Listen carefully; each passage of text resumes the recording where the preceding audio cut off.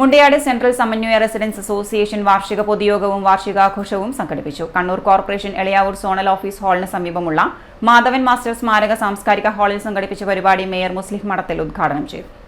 ഒരു residence association എന്ന് പറയുമ്പോൾ നമ്മളൊരു 100-ലധികം കുടുംബങ്ങളുടെ ഒരു കൂട്ടായ്മ.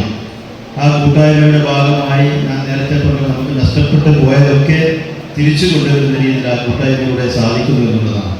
നമുക്ക് നഷ്ടപ്പെട്ടു പോയ പരസ്പര സഹകരണം, സ്നേഹം, പരസ്പര സഹവർത്തിത്വം, പ്രത്യേകിച്ച് ഒരു മതനിരപേക്ഷ രാജ്യം എന്ന രീതിയിൽ എല്ലാവരും പരസ്പരം സ്നേഹിച്ച് ജീവിക്കേണ്ട വ്യത്യസ്ത മതങ്ങളിലുള്ള വ്യത്യസ്ത ജാതികളെല്ലാം സ്നേഹത്തോടെ കഴിയുന്നത്. അതൊക്കെ നമുക്ക് തിരിച്ചു കൊണ്ടുവരാൻ റെസിഡൻസ് അസോസിയേഷനിലൂടെ സാധിക്കുന്നു എന്നുള്ളതാണ്. തദ്ദേശ സ്ഥാപനത്തെ സംബന്ധിച്ചിടത്തോളം റെസിഡൻസ് അസോസിയേഷൻ വലിയ മുതൽക്കൂട്ടാണ്.